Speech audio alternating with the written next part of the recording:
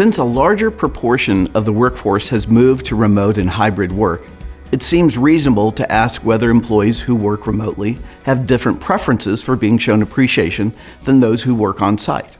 To find out, we conducted a research study with almost 90,000 individuals who had taken our online assessment, the Motivating by Appreciation Inventory. We found that words of affirmation continues to be the most desired appreciation language, but remote employees chose quality time as their primary language of appreciation more frequently, 35% of the employees, in contrast to those workers on site, which was 25%. This finding seems logical. Those off-site desire more time with colleagues than those who are interacting with their coworkers face-to-face.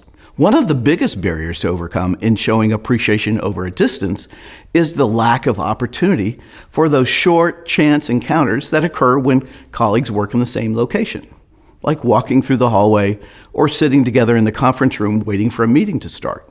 These provide the occasion to chat for a few minutes or to check in and see how your coworker is doing. In remote work relationships, these events don't occur and interactions need to be planned.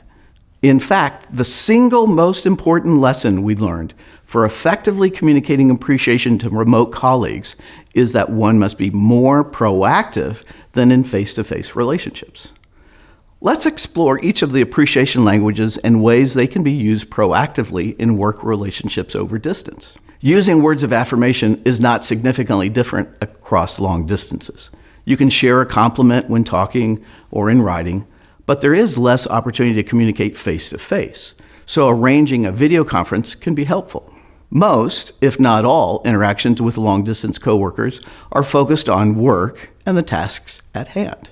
One of the best ways to overcome this challenge is to intentionally schedule some interaction times focused primarily on chatting, hearing about what coworkers did over the weekend, and sharing what's going on in your life as well. For those who feel valued with quality time, the following actions can be helpful. Set aside some time to talk about non-work related topics at the beginning of a scheduled call. Give them your undivided attention when you're talking on the phone. That is, don't multitask. In the area of providing some active service, the following actions can be effective. Agree to schedule a meeting or call when it's convenient for them, not according to your time zone. Or assign some staff assistance in completing some simpler tasks for them so they can focus on getting a larger project done. When getting some small gift for your long-distance colleagues, a little extra effort can be quite impactful. Find out their favorite lunch or coffee spot, and then get them a gift certificate there. Send them some food, magazines, or sports memorabilia that are hard to find where they currently work. Having coffee together via Skype to catch up on life outside of work.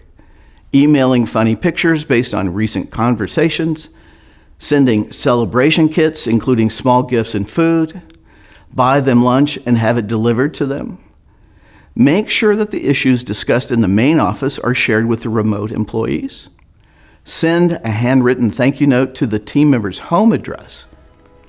While communicating appreciation in long-distance work relationships takes time and forethought, it can be done, and it's important to do so.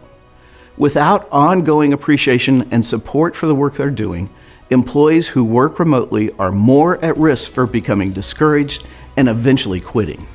Take the time and effort to communicate how much you value your remote team members, and the return on your investment will be well worth the cost.